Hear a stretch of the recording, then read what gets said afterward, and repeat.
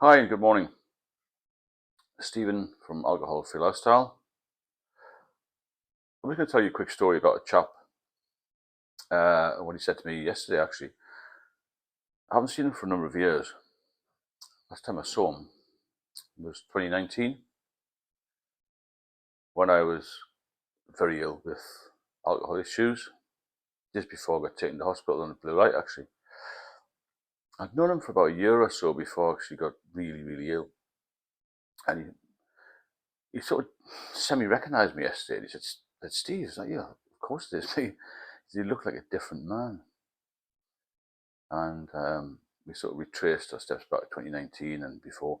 He said, you used to come into this pub and you looked so weak, so tired, so grey. And you didn't really drink very much.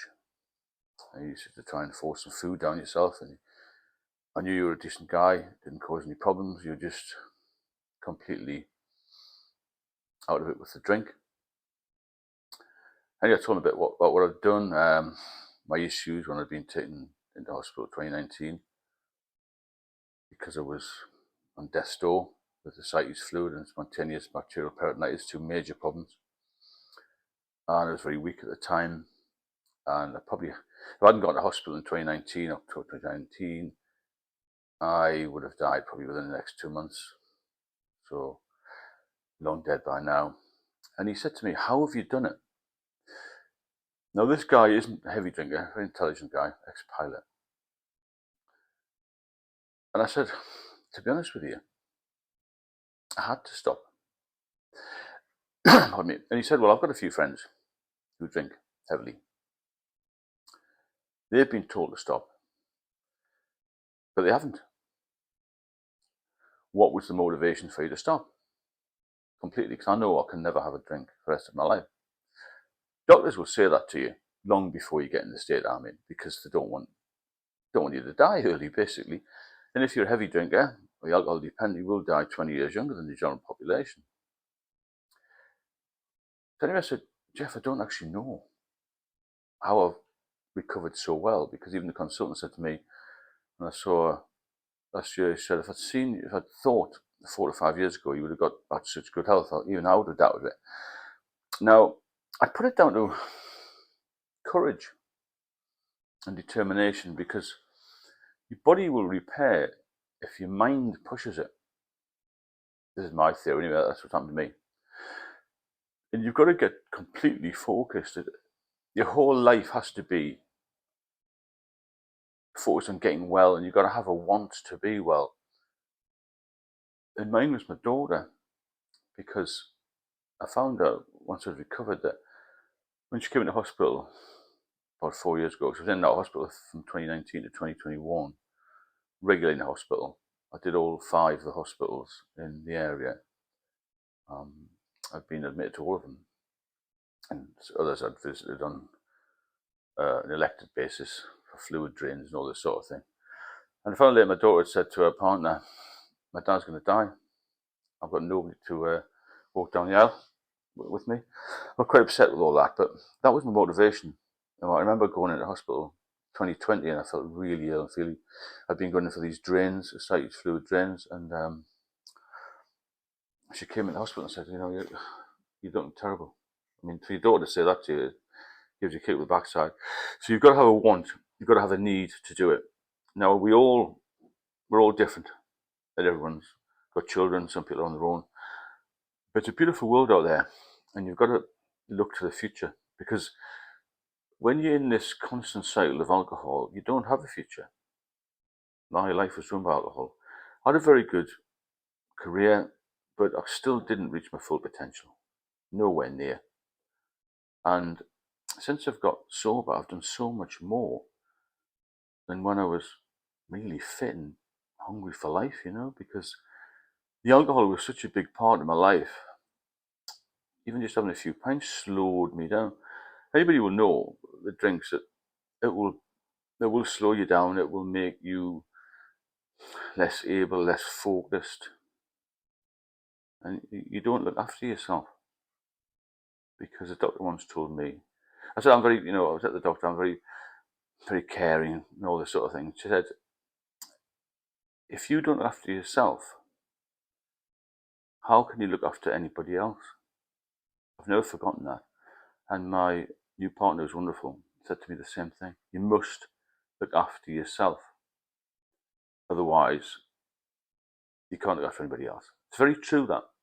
It might sound selfish, but if you're not in top form, how are you going to help anybody else? So that's why this chap length yesterday. He said, I wish I could give up. But he's only a social drinker, to be fair. He has 3 or 4 pints 3 or 4 times a week. That's it.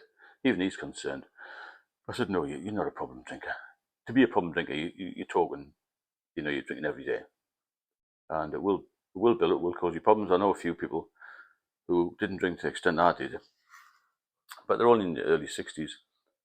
And some of them have got major health problems. They've had strokes, heart attacks, got pancreatitis. One chap has 18 tablets a day, and he still goes to the pub. And you wonder, well, is it the power of addiction?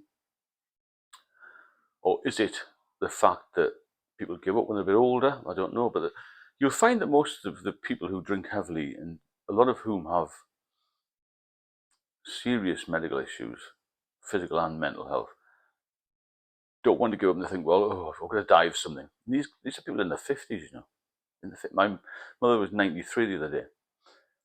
I mean, what a life. 93, it's a long time to live, isn't it? And she's still in reasonably good health. She didn't have the drink. A lot of drinkers also smoke.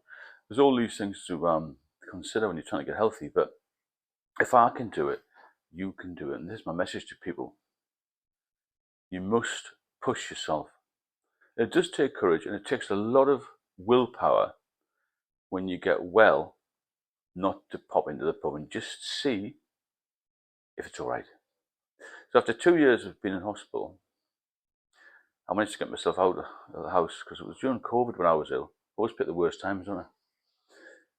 And I managed to get out one day and go fishing, would you believe? And it was the best experience I've ever had in my life, to get out of the hospital environment, get out of the house, to get some fresh air. And I just watched the river flow by and had a chat with a few people. I was very weak, I still looked terrible.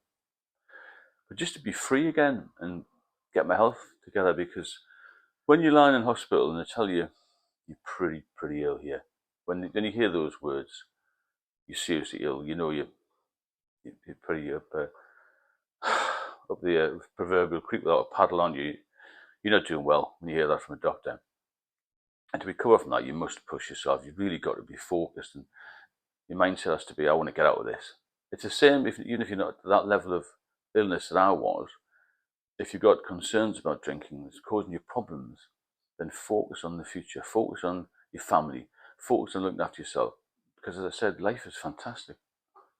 Take yourself back when you were young. And when you feel like relapsing, or not relapsing, but if you feel like a drink, pull yourself back from that. I know it's hard, but you'll thank yourself the next morning, You really will.